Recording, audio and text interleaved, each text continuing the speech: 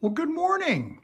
Bill here, back in the shop. This is the Scale Model Craft shop, and we're looking at the ceiling today because I did a short video this morning and asked folks if they had any questions about the shop or if there's anything that they wanted to, know a little bit more about.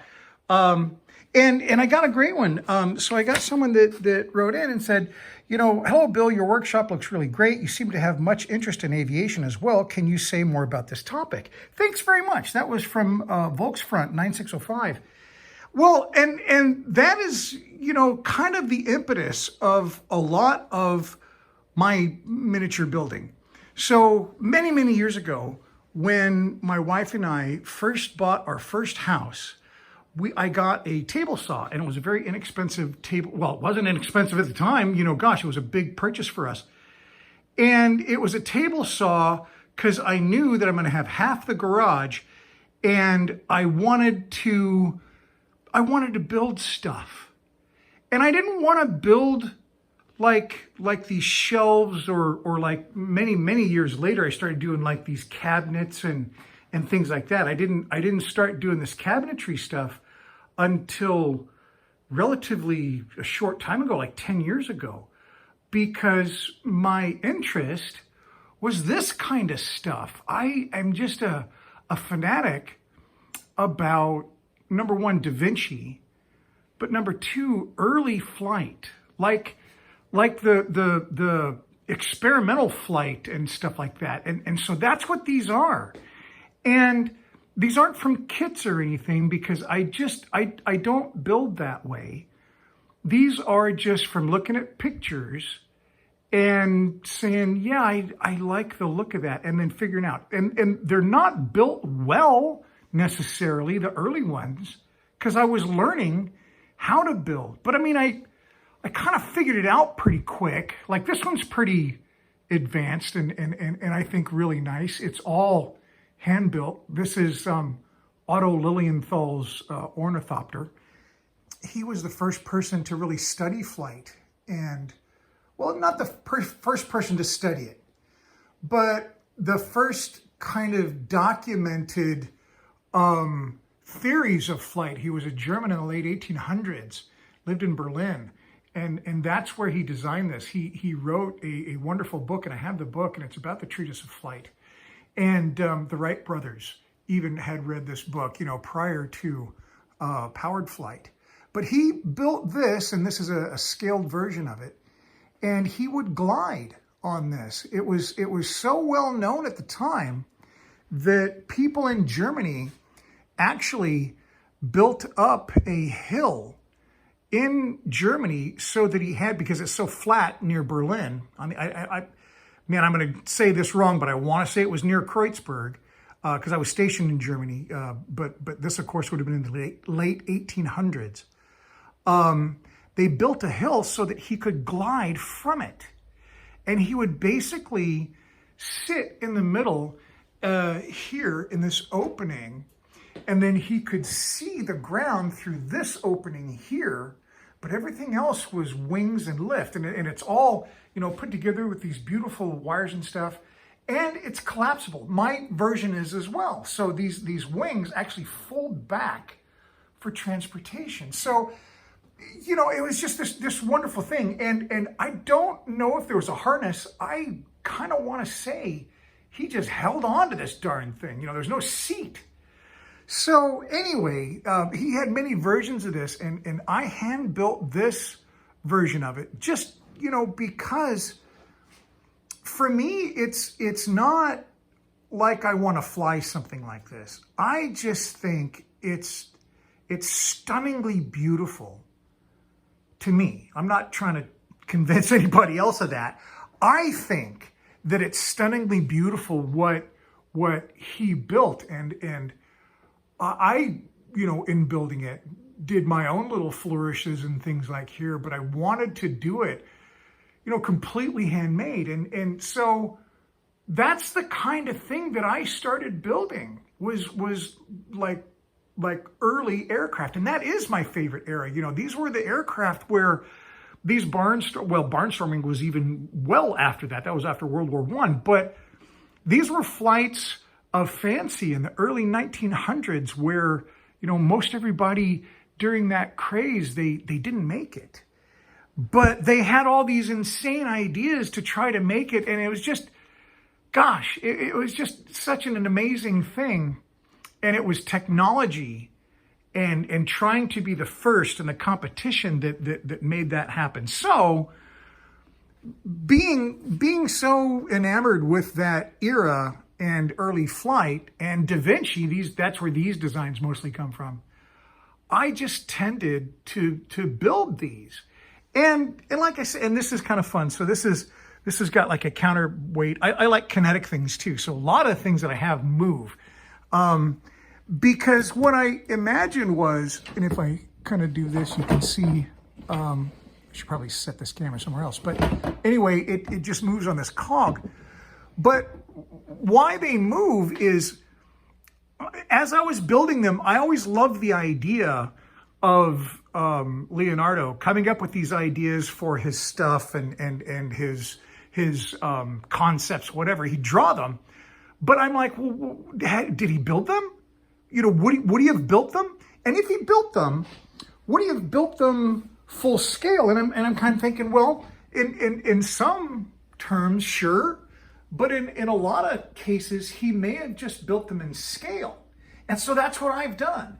And so some of these are taken directly from like this. This is a pretty famous one. I don't know if you can see that picture very well. I'm holding this like at the top of my arm. But that is like a battle scythe. Well, this is a working rendition of the battle scythe, and it works. I mean, you pull this thing on the ground, those wooden blades swing out, and it rotates as you pull it forward.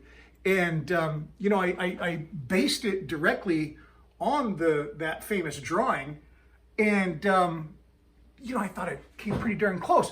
And I thought that was just the funnest stuff. That's why I was building this kind of stuff. I thought that was just, what I was into then. So that's where the aircraft came from. Early on it was, that's like a wing flapping machine that I made. It was just, the wing flaps up and down. It's all wooden gears. There's like a wooden chain, tensioners, I kind of really got into it, and it's just fun. It's just, this was me exploring woodworking from an angle of not really wanting to build cabinets. I didn't have this wood bench. I didn't have all these high precision tools back then. I didn't have any of that stuff. This came many, many years later.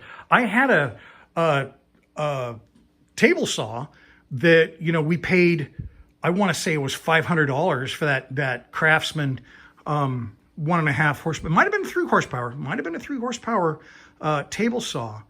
And that was it. And so it just, things like that. When you start with not a lot and you're able to look back on it and see what you're able to do with not a lot, that was really special. And that's the other thing. I didn't build this stuff for anybody. It wasn't for sale. It was because I wanted these things. I thought it would be cool. This is one of Da Vinci's ornithopters. This is all, of course, hand built by me and not from, again, plans or anything. I just look at a picture. I find a picture in a book or whatever, because it was books back then. It wasn't internet. And then I just build it and figure out all the stuff. And that's the fun too. The challenge of that, making those decisions when you don't know if it's going to work. I just really, really enjoy that. Now, the individual wings, you see those, they're all like extended, but they're all actually articulated. They open and close. They collapse upon themselves. They're using cams and connector rods and the little fingers, they all extend and retract and stuff like that. And they're really fun. At one point, this big wing, that's one of the biggest ones I built. that has a mechanism that drives it and makes it flap. And it was, powered by lead shot in hanging weight containers. It was just this crazy machine, but it was just fun. It was, and so that's it. I built these things to kind of imagine if Da Vinci, had all these ideas and then started building them, and just to test out the design or what it is, then he might just have them in his shop. And so that's kind of one of the things in the shop, is it's kind of that design. I also love whimsy. This is like my own design, but of course, Da Vinci-esque. I've got a little stick here. Let me see if I can grab it.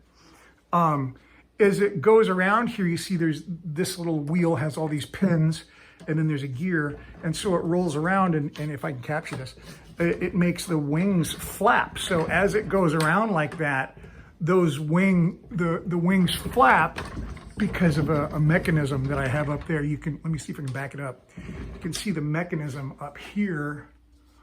I guess I can try and zoom in. I'm sure the sound is going to be horrible on this because I'm holding the phone like way away from me. But there's this really nice little elegant mechanism in there. And the funny thing is this thing is primarily glued. There's like, this whole trapeze, whatever, this is all glued. There's like no, I'm sorry, I'm looking at the wrong thing. This thing is all glued. There's no like pins or nails or anything like that in there. So that's one of the other things that I liked doing too, is trying to understand, like a glue or a pen or something like that, because these, like this is a pedal car that I started. I never quite finished. I got really close, but the wheels and all that kind of stuff but it's a pedal car airplane. And there's a 3-cylinder ends on the engine. That's the engine for it. That little 3-cylinder engine. And that's just, obviously it's just wood, and I just kind of painted it up like that. But that goes on the front of it. And so yeah, it was really fun, but I got sidetracked and I never finished it, but I still think it's fun to look at. So that's what that's there for, I guess. This is really special. So this is called a Cody Cathedral. And how that relates to me and our family and stuff is Samuel F. Cody was the first person to fly in Britain. And he was actually an American. He was an entertainer, and he did like the Klondike show. It was like a stage production. He did all kinds of. He was kind of like he did the Wild West shows and stuff like that. He kind of took the cue from some of the stuff that was going on. Wild Bill Hickok and all those guys, in the U.S. He took it to the U.K. and did basically the same show. But he also had this interest in flight, and early on, he also invented a massive box kite that they would use during early battles in World War I and I think in the Crimean as well. They would make these big, massive box kites, and they would get them up above the battle lines, and then they would hoist somebody up in a gondola. Well, and there was a winch on the ground and everything, this windlass and everything. He invented that. So that was Sam F. Cody. So then later on, he at Farnborough, the famous massive oak outside of Farnborough, it's a statue these days. When he was building this, the Cody Cathedral, that famous tree outside of Farnborough, in the UK today, it's still out there. He would tie this to test the engines. He would tie to that tree, and that's the significance. So again, an American. And the neat thing is my wife's family is related to him. His actual last name was not Cody. He used that from, the Wild West shows, but his last name was Cowdrey, and that is my wife's side of the family, Cowdrey. So yeah, I mean, married in and all that kind of stuff. It's her father and stuff. So father-in-law. So yeah, it's really neat. And I read the book about it and all that kind of stuff, but I had to build it. And again, not from a kit, and heck, it's made out of oak. But I just love building this stuff. I just thought those folks that were building these, back this was in 1906 that he flew in UK for the very first time. And when he actually passed away, and it was from a flight, I think he was racing someone. When he passed away, at the time, it was the largest public funeral in Britain. So he was a very, very famous person. And yeah, pretty neat legacy. So it was just, it's those ties to aircraft and those stories behind, the difficulty of building it and how it's built and all that kind of stuff that I think, makes it so wonderful. This is a De Moselle, Alberto Santos Dumont. He crossed the English Channel. First gentleman to do that. He was a Brazilian. He was a very slight gentleman. He also had airships and balloons and stuff. But this, this thing he was flying, slung underneath it. And I don't know. I just thought it was just so daring and right on the cusp of technology that people hadn't figured out. That is just so incredible to me, And there's just a lot of other examples of the aircraft thing, like this. This is a neat little sculpture thing. You see that Z kind of a design. But when you pull that handle down, it extends into a wing form that is, personally, I think it's one of the most graceful and beautiful things I've ever made. Once you see it, it's just, for me, it's just wonderful. But it's from the aspect or the perspective of examining flight. Even, Da Vinci's parachute idea, it would just put a rock on it, that kind of thing, I just thought was neat. Now in here, I promise I'll stop on my obsessive nature here in a moment. But in here, this is a Taube, and that was another early, German. Now I'm sorry, I could be wrong. I think the Germans took the design and stuff like that from Taube, but he might have been Austrian. Man, I'm going to slaughter that, and I really do not mean to be disrespectful to anyone. But I'm really bad with historical fact. I do know that it was an Etrich Taube, and just a wonderful looking plane, and I thought it was gorgeous. And so I built it, and gosh, it's like hand hammered copper. It's more of a, sculpture piece, if you will, not, it's not, it looks like it, but I just built it because I just thought the design was beautiful. That's the thing I like about aircraft is I just think it's just absolutely beautiful. This is a Da Vinci kind of a design, one of his drawings that I tried to make real, and it's super dusty. So that's nice. It's embarrassing. And then that right up there, that is the very, very first wing that I ever made that like has cams and moves. You hold the end of it and it'll extend, and it was just neat. And then from there I've made a bunch more because I just like the form of a wing, and yeah, just a lot of fun. Everywhere you look, if you look long enough, you're going to see something about an airplane or an aircraft. I just really like them. I grew up in, see, there's the Otto Lilienthal. That's a double hang glider like you had. And here's the Etrich Taube right there. But, growing up in the Northwest around Seattle and stuff, it was just kind of permeated into just everyday life. You saw you knew someone that worked at Boeing. You saw the historical aircraft flying over from time to time. It's just, I just always had a love of aircraft. These are just like fun little, the die-cast corgi and all that kind of jazz. I just love the look of aircraft. So they're just kind of everywhere. But yeah, and funny enough, I hardly build aircraft. I don't know. Okay, that sounds dumb because I've been talking about all these aircraft I built. No, I mean like for plastic models when I'm doing my dioramas and the like.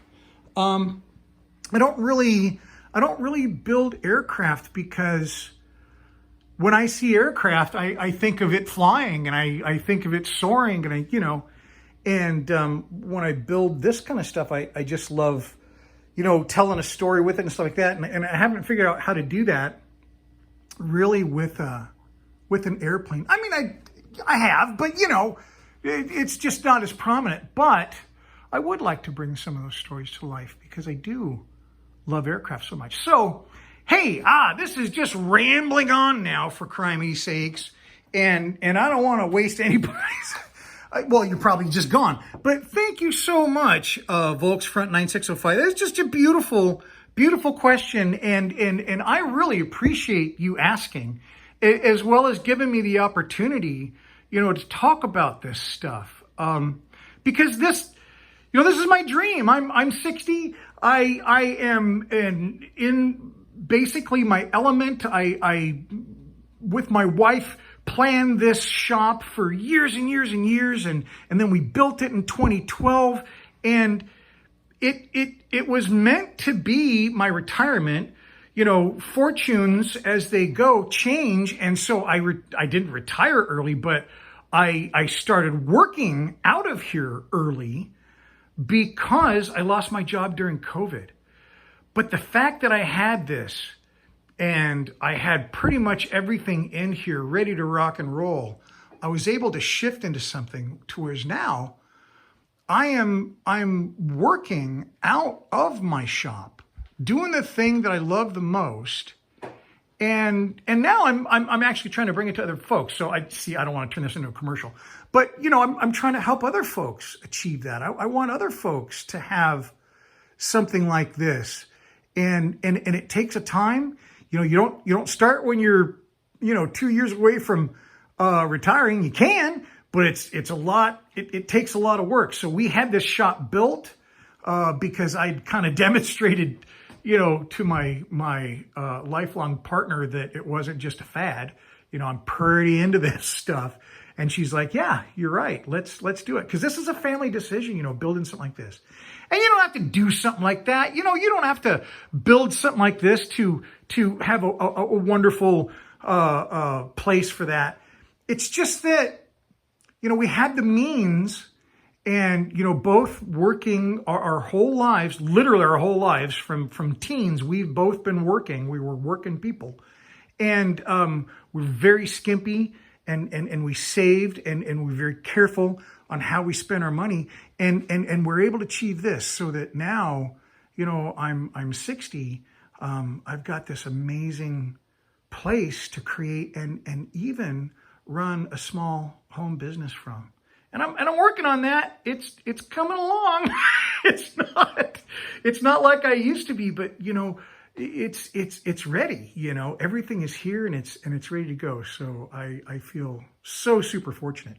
So that's some of the content that's coming up too. I'm going to be talking about how you can put spaces like this together, and why and how I've organized things and how I could do things better, certainly.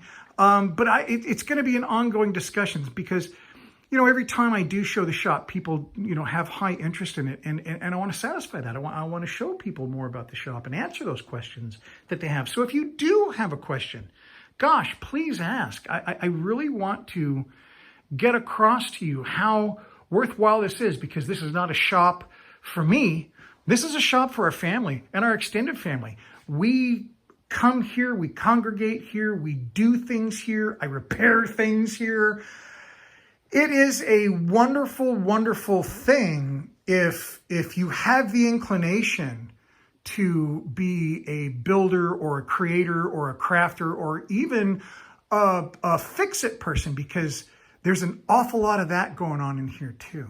So thanks very much for indulging. I hope you have a wonderful day. And thank you so much for the questions. More questions will be answered in like fashion. If you would like to ask them, I would love to answer. So I hope you have a wonderful day. And coming from the shop, it is, we'll see if this little guy, have I been too loud? Hi. Say bye to everybody, sweetie baby. This is Ghost. He is just like, leave me alone. Have a great day, everybody. We'll see ya.